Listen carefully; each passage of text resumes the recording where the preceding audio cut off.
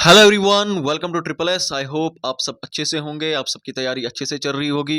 आपकी Indian economy जो आपके सिलेबस में टॉपिक्स दिए हुए हैं, ज़्यादा नहीं, 2-3 टॉपिक्स ही दिए हुए थे, तो उनके ऊपर आज मैं क्वेश्चंस लेकर आया, उन क्वेश्चंस को प्रैक्टिस करेंगे।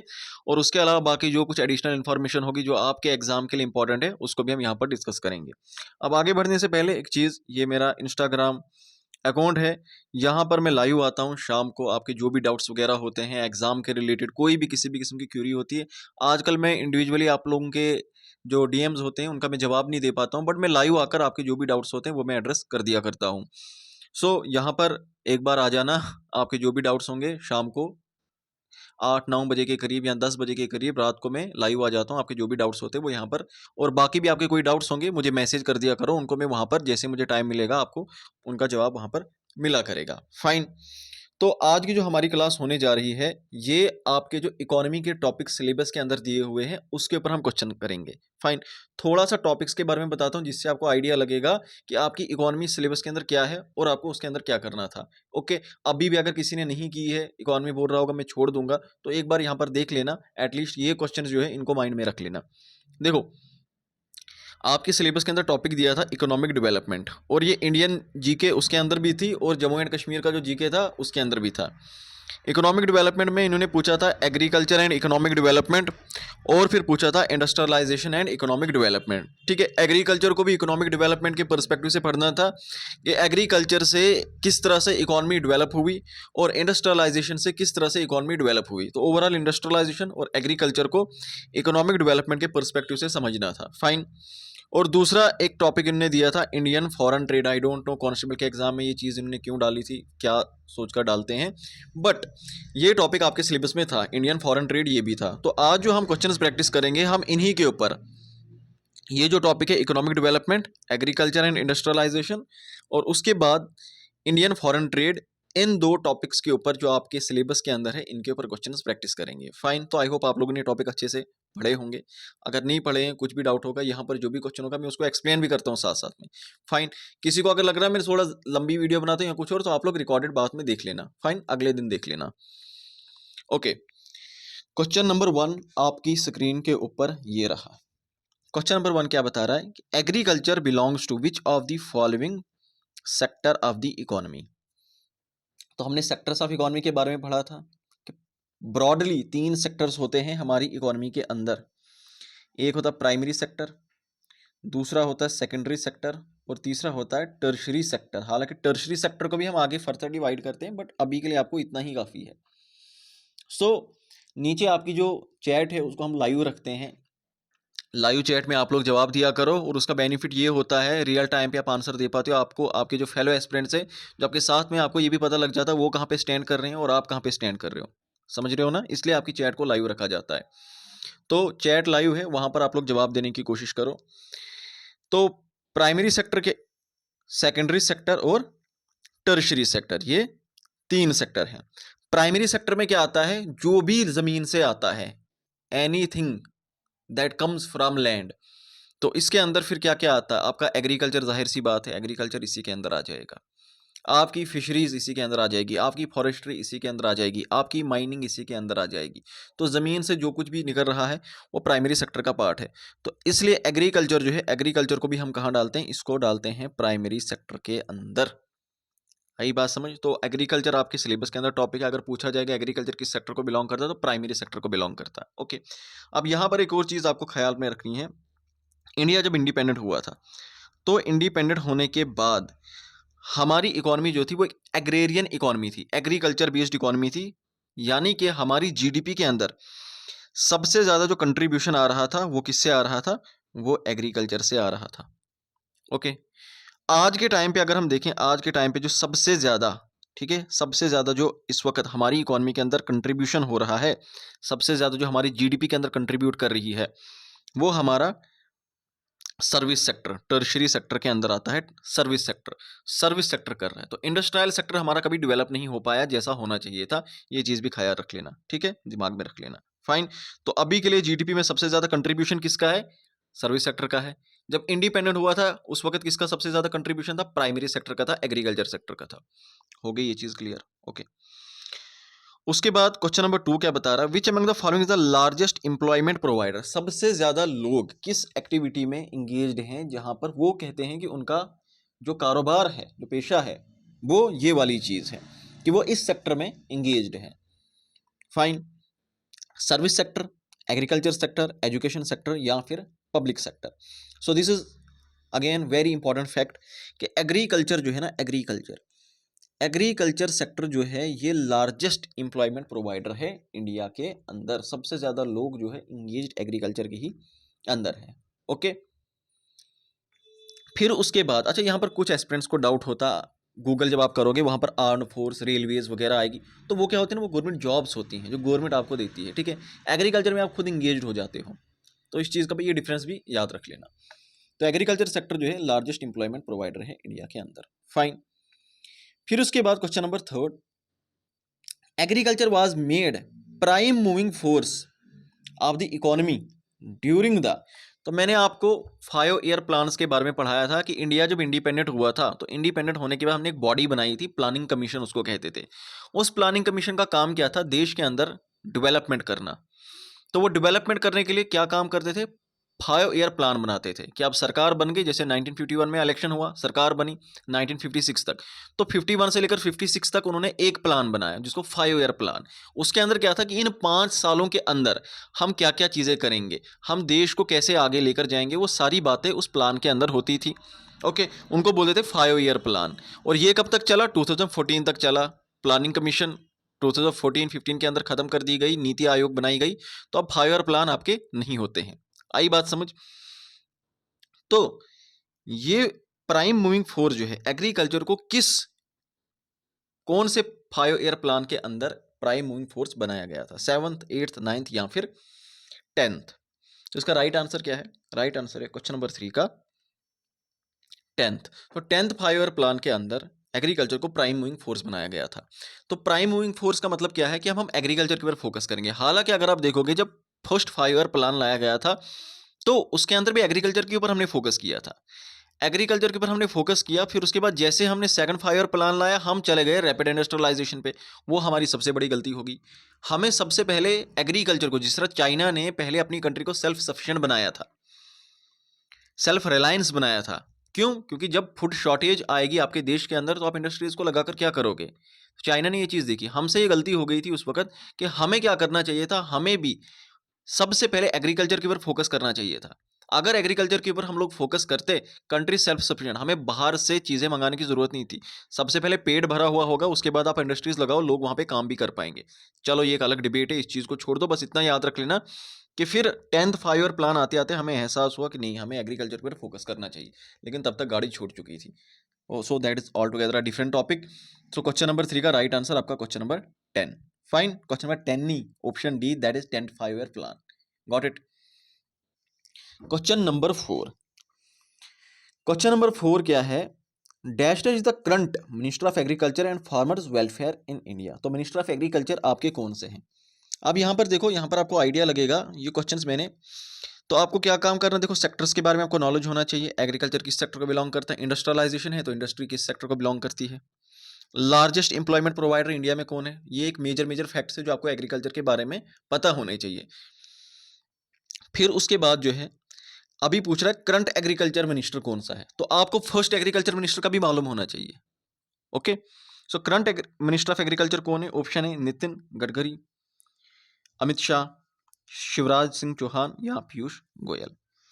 तो कौन से हैं, इसका राइट आंसर क्या है, राइट आंसर है option C, Shivraj Singh Chouhan is the current minister of agriculture. फिर उसके बाद पूछा current minister of commerce and industry, ये भी टॉपिक है ना इंडस्ट्रियलाइजेशन, तो इसलिए ये चीजें भी आपको याद रखनी है। तो करंट, और करंट भी याद रखना और इसका फर्स्ट भी याद रख लेना है। कौन है, ऑप्शन वही दिए हैं, राइट आंसर क्या है, Piyush Goyal.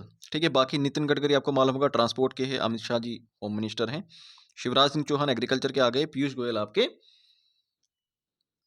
Commerce and industry. Fine. अब क्वेश्चन नंबर 6 देखो, क्वेश्चन नंबर 6 अब इंडस्ट्रीज के ऊपर शुरू हो गई। अच्छा, एक और चीज का ख्याल रखना, एग्रीकल्चर को क्रॉप्स के साथ, जैसे मैंने पढ़ाया था ना अपने क्लासेस के अंदर, क्रॉप्स के साथ मिला के पढ़ाना। तो क्रॉप्स वाला टॉपिक भी कर लेना और एग्रीकल्चर वाला जो इकोनॉमी के अंदर उसको साथ में कर लेना है कि टॉप राइस प्रोड्यूसिंग स्टेट कौन सी है, टॉप व्हीट प्रोड्यूसिंग स्टेट कौन सी है, और वो लेटेस्ट वाला गवर्नमेंट की वेबसाइट से कर लेना। Fine. So industries belong to which sector of the economy. ये उन एस्पिरेंट्स के लिए जिन्होंने मेरे पास नहीं पढ़ा है, जिन्होंने मेरे पास पढ़ा उनको मैंने करंट डाटा ही दिया है। बताओ industries belong to which sector of the economy. जैसे एग्रीकल्चर का हमने देखा ना, एग्रीकल्चर किस सेक्टर को बिलोंग करता है, एग्रीकल्चर प्राइमरी सेक्टर को बिलोंग करता है। इंडस्ट्रीज किस सेक्टर को बिलोंग करती है, प्राइमरी, सेकेंडरी, टर्शियरी या क्वार्टरनरी।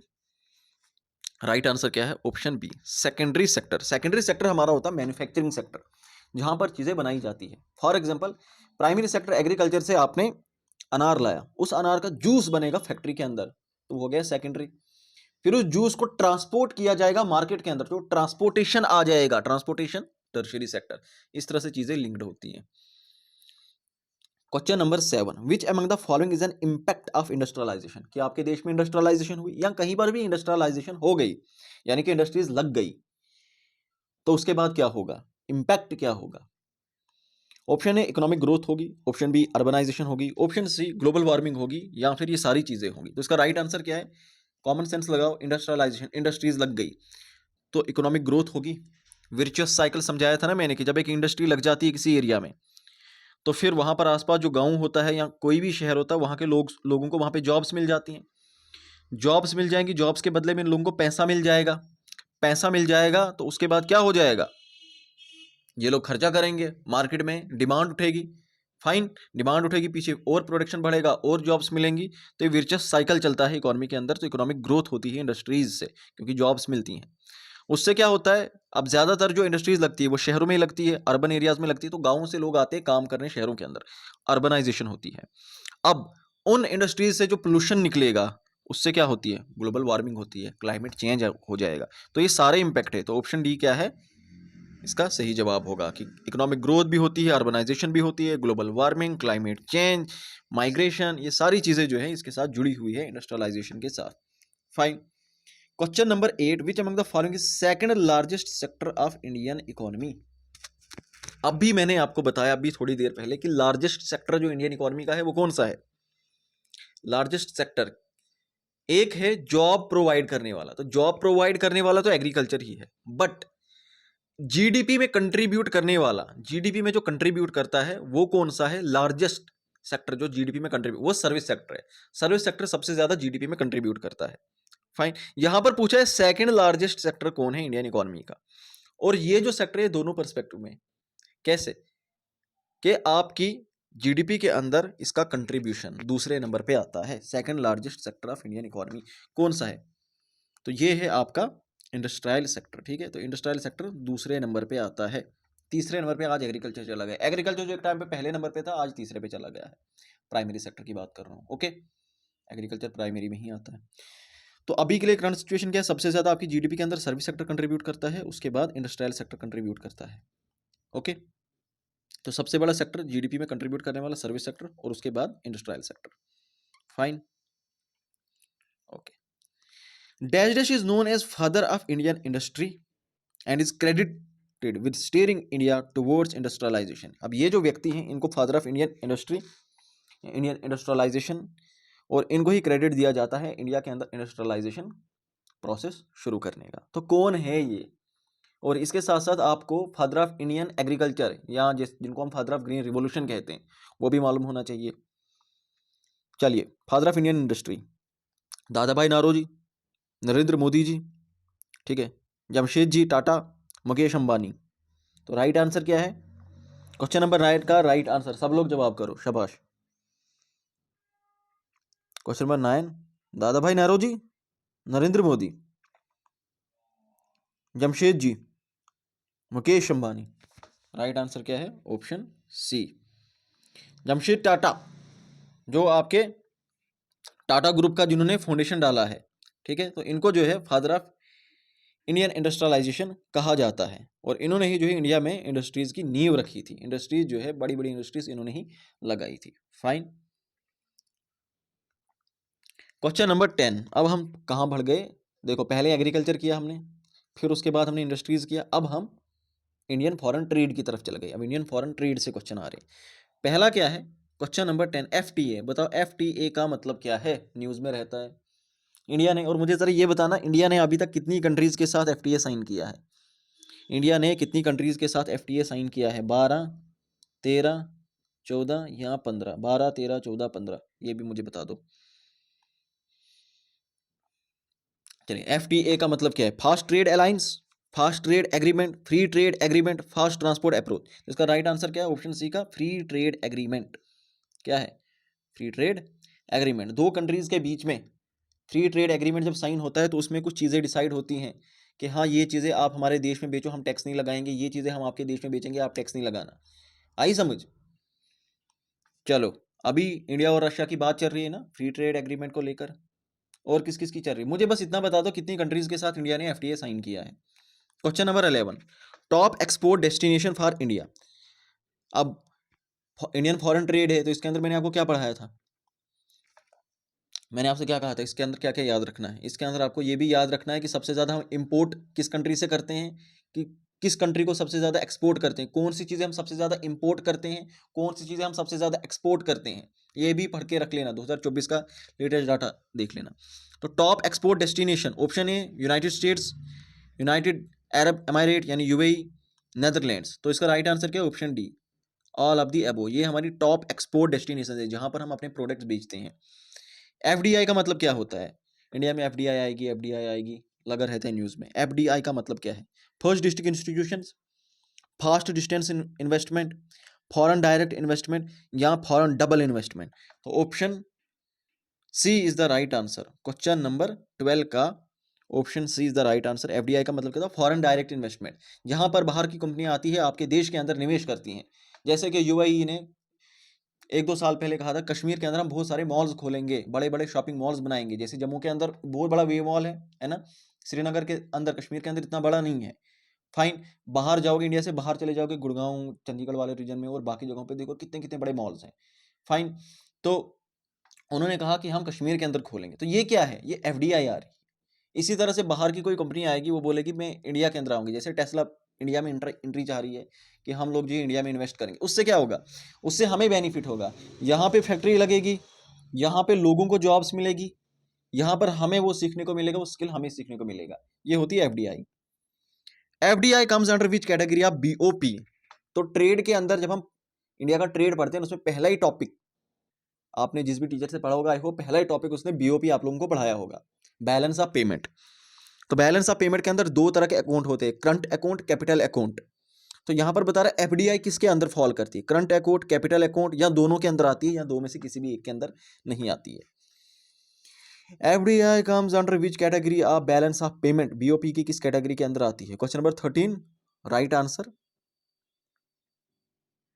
शाबाश। देखो, components of BOP, balance of payment. Balance of payment का मतलब क्या होता है कि ओवरऑल ओवरऑल पूरी दुनिया के साथ, रेस्ट ऑफ द वर्ल्ड के साथ हमारी कंट्री का कितना ट्रांजैक्शन होता है, गुड्स एंड सर्विसेज, एसेट्स, जो भी हम यहां से बाहर बेचते हैं, यानी आप इन शॉर्ट कहो कितना इंपोर्ट और एक्सपोर्ट होता है, ये होता है balance of payment. In short यही। इसके अंदर दो अकाउंट आते हैं, एक होता है आपका करंट अकाउंट, दूसरा होता आपका कैपिटल अकाउंट। फाइन, तो करंट अकाउंट में क्या होता है? करंट अकाउंट में हम देखते हैं कितने गुड्स ट्रांसपोर्ट हुए, कितने गुड्स वहां से यहां आई चीजें, कितनी यहां से बाहर हमने चीजें बेची, कितनी सर्विसेज उन्होंने हमें दी, कितनी सर्विसेज हमने दी। फाइन, मैन ये बाकी ये यूनिलेटरल पेमेंट और ये छोड़ दो, आपको बस उतना याद रखना है ना, ठीक है। और कैपिटल अकाउंट में क्या होता है? कैपिटल अकाउंट में हम देखते हैं असेट्स का ट्रांसफर कितना हुआ। फाइन, जैसे कि हमने बाहर से कितना लोन उठाया, किसी कंट्री से हमने कितना लोन उठाया, या किसी भी बॉडी से हमें कितना लोन उठाया, बाहर की किसी भी कंट्री की किसी भी कंपनी ने यहां पर निवेश किया, कितना किया, या बाहर के लोगों ने, इन्वेस्टर्स ने हमारी स्टॉक मार्केट के अंदर कितना निवेश किया, वो सारी चीजें जो आती हैं इसी के अंदर आती है इन्वेस्टमेंट्स। तो इन्वेस्टमेंट दो तरह की, एक होती है डायरेक्ट इन्वेस्टमेंट, दूसरी पोर्टफोलियो इन्वेस्टमेंट। तो FDI जो है वो आती है आपके कैपिटल अकाउंट के अंदर। तो किसके अंदर आती है? कैपिटल अकाउंट के अंदर। तो ऑप्शन बी इसका सही जवाब होगा। ओके, अब ये यहाँ पे उतना समझाने वाला टॉपिक नहीं है, थोड़ा सा आइडिया दे दिया मैंने, आई होप आप लोगों ने पढ़ा होगा। Question number 14, dash dash is the difference between governments total expenditure and it's revenue excluding borrowing. के सरकार का रेवेन्यू आया, सरकार के पास इतना पैसा आया, उस पैसे में से अब खर्चा होना है। सरकार के पास पैसा आया ना, हम लोग टैक्स भरते हैं, पैसा आ गया सरकार के पास, रेवेन्यू। अब उसमें से एक्सपेंडिचर, सरकार ने खर्चा करना है, रोड्स बनाने, कॉलेज बनाने, हॉस्पिटल बनाने, एक्सपेंडिचर कर लिए, फाइन, ठीक है। साथ ही साथ सरकार ने अगर बाहर से लोन उठाया होगा, मान लो वर्ल्ड बैंक से लोन उठाया, किसी कंट्री से लोन उठाया, तो वो बोरोइंग जो है हम माइनस कर देते हैं। तो ये जो पूरी की पूरी इक्वेशन बनती है, ये पूरी की पूरी जो इक्वेशन बनती है, इसको क्या बोलेंगे? Trade deficit, revenue deficit, budget deficit या fiscal deficit. Question number 14 right answer क्या है? Fiscal deficit. तो फिस्कल डेफिसिट क्या होता है? जब सरकार के खर्चे ज्यादा होते हैं, एक्सपेंडिचर्स ज्यादा होते हैं, रेवेन्यू उतना होता नहीं है, डेफिसिट क्रिएट होता है, उसको हम क्या बोलते हैं? फिस्कल डेफिसिट बोलते हैं, fine. So which among the following are known as Bretton would institution? इनमें से किस इंस्टीट्यूशन को ब्रिटेन वुड इंस्टीट्यूशन कहा जाता है? ब्रिटेन वुड्स इंस्टीट्यूशन, शाबाश। ये आपके ट्रेड के साथ जुड़े हुए हैं, इसीलिए मैंने पढ़ाए, ठीक है। अब कुछ आकर कमेंट करते हैं आईएएस लेवल के पढ़ा रहे हो, आईएएस का पता भी, आईएएस में एग्जाम कैसा होता है। ये 4th क्लास वाला ये लग रहा है आईएएस लेवल का। Question number 15 Bretton would institution किसको कहते हैं? IMF, international monetary funds, world bank जिसको IBRD international bank for reconstruction and development भी कहते हैं, दोनों ही है या फिर इनमें से कोई भी नहीं है?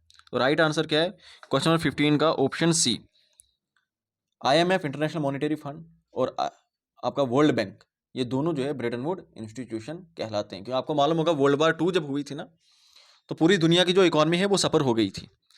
तो उस इकॉनमी को उठाने के लिए, ग्लोबल इकॉनमी को उठाने के लिए कॉन्फ्रेंस की गई थी अमेरिका के अंदर, जगह का नाम था ब्रिटेन वुड, 1944 के अंदर की गई थी। तो उसके बाद जो है 2 मेजर इंस्टीट्यूशंस बनाए गए थे, आईएमएफ और वर्ल्ड बैंक, वो ब्रिटेन वुड एग्रीमेंट के अंदर बनाए गए थे वहां पे ब्रिटेन वुड के अंदर, तो इसीलिए इनको ब्रिटेन वुड्स इंस्टीट्यूशन भी कहते हैं, फाइन। क्वेश्चन नंबर 15 हो गया, ठीक है। तो ये क्वेश्चन थे, इतने क्वेश्चन काफी हैं। बाकी ये ट्रेड डायनेमिक वाला जो टॉपिक मैंने करवाया था ना इंडियन फॉरेन ट्रेड के अंदर, ठीक है, तो वहां पे कुछ इंपॉर्टेंट फैक्ट्स मैंने आपको बताए थे, वो मैं आप लोगों के साथ शेयर करता हूँ। सारे नहीं करूंगा क्योंकि मैंने वहां पे पेड बैच के अंदर पढ़ाए थे, बट जो आप लोगों के लिए, बाकियों के लिए भी इंपॉर्टेंट है, वो थोड़े से देख लो। हमारी इकॉनमी एक ओपन इकॉनमी है। ओपन इकॉनमी क्या होती है? जो पूरी दुनिया के साथ ट्रेड करती है। ग्लोबलाइजेशन 1991 के अंदर जब न्यू इकोनॉमिक रिफॉर्म्स लाए थे हमने, लिबरलाइजेशन, प्राइवेटाइजेशन, ग्लोबलाइजेशन, तो हमारी इकॉनमी एक ओपन इकॉनमी हो गई थी, पूरी दुनिया के साथ हम ट्रेड करते हैं, ठीक है। तो ऐसी इकॉनमी में क्या होता है? गुड्स एंड सर्विसेज का एक्सचेंज होता है रेस्ट ऑफ द वर्ल्ड के साथ, ठीक है, इसी को ओपन इकॉनमी हम कहते हैं। क्लोज्ड इकॉनमी में ऐसा जैसा कुछ भी नहीं होता, जैसे कि नॉर्थ कोरिया है, फाइन। तो अगर ट्रेड डायनेमिक्स के ऊपर नजर डालें तो इंडिया जो है आपको मालूम होगा सबसे बड़ी फिफ्थ लार्जेस्ट इकोनॉमी है, दुनिया की 5वीं सबसे बड़ी अर्थव्यवस्था है जीडीपी के कंपैरिजन में। सबसे ऊपर क्या है? सबसे बड़ी GDP United states of America, लगभग 28 ट्रिलियन की इकोनॉमी है उनकी, और लगभग 14 ट्रिलियन की इकोनॉमी चाइना की है, ओके। उसके बाद आते हैं आपके जर्मनी और जापान, और 5वें नंबर पे जो है इंडिया आ रहा है। बट ज्यादा डिफरेंस नहीं है, जैसे इंडिया एक अभी जो है 3.5 ट्रिलियन, लगभग 4 ट्रिलियन की इकोनॉमी, 3.5 ट्रिलियन की इकोनॉमी है, जैसे with in few years India जो है 5 ट्रिलियन की इकोनॉमी बन जाएगी, और उस वक्त हम जापान और जर्मनी दोनों को पीछे छोड़कर हम तीसरे यूएसए और चाइना के बाद पहुंच जाएंगे, ठीक है। तो तीसरी सबसे बड़ी इकोनॉमी जीडीपी के कंपैरिजन में, नॉमिनल जीडीपी के कंपैरिजन में।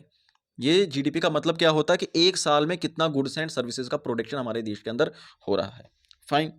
तो थर्ड लार्जेस्ट इकोनॉमी है, अगर पीपीपी, परचेजिंग पावर पैरिटी की बात करें, वहां पर थर्ड होगी, लेकिन अगर नॉमिनल जीडीपी पूछा है तो उस वक्त कितनी है? उस वक्त 5th लार्जेस्ट इकोनॉमी है। सो ये डिफरेंस भी याद रख लेना, ओके। पर कैपिटा इनकम के बेसिस पे अगर हम देखें, इंडिया का 136 रैंक आता है, ठीक है, और 125 जो है नॉमिनल, और 125 nominal.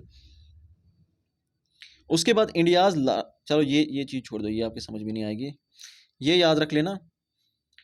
India's largest trading partner, सबसे ज्यादा जो ट्रेड हमारा होता है इंपोर्ट एक्सपोर्ट का, चाइना, यूएस और यूएई के साथ होगा।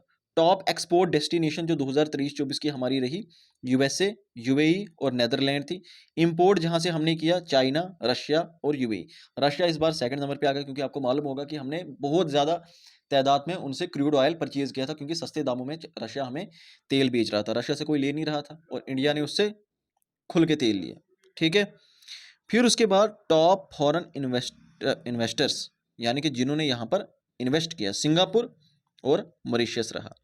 कमोडिटी, जो सबसे ज़्यादा कमोडिटीज एक्सपोर्ट की गई, पेट्रोलियम प्रोडक्ट्स और फार्मास्यूटिकल प्रोडक्ट्स जो है एक्सपोर्ट किए गए। फाइन,